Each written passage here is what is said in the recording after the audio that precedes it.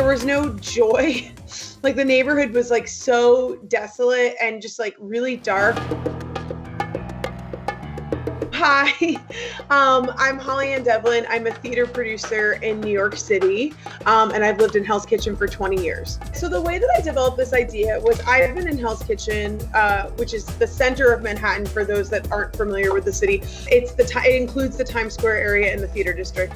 So early on in the pandemic, I was a huge advocate for the neighborhood because our neighborhood has been disproportionately affected by COVID because we rely, I would say, 80 to 90% of our business relies on tourism. So we've got tourists, we've got business people, and they're not coming back.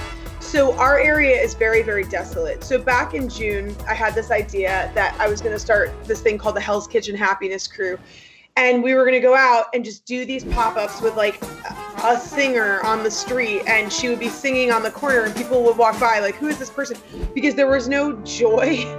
We were where the hospitals were in the National Guard. All of that happened in my neighborhood. So for an entire month, like we heard people on loudspeakers going up and down our streets. It felt like you were in a war. It really did.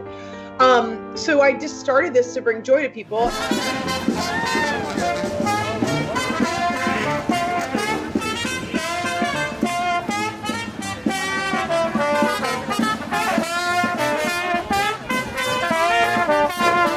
And so West Village Love started very small. The first one that we did, it was like the beginning of August, and we started with like 13 or 14 artists, and then we've gotten, last weekend was 52 people, and then they want to do another.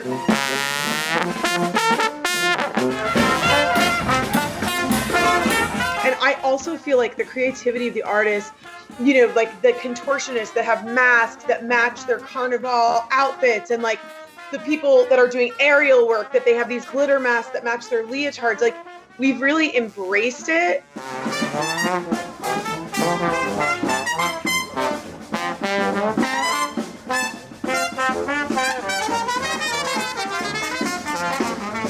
And we have another show where you drink 5 cocktails in an hour. So what we're going to do is Speakeasy. We're partnering with different companies, New York, Miami, Los Angeles, and Las Vegas. You're going to be able to log in, see our musical productions, and we will mail you cocktails. So you get to have the cocktails with the show. So you get to drink the cocktails at home. So it's like this big party.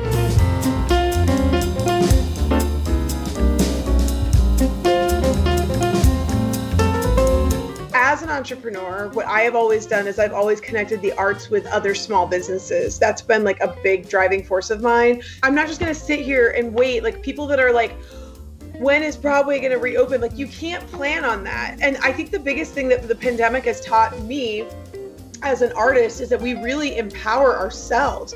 We create our own opportunities, and I can't just sit here and wait for somebody else to do that.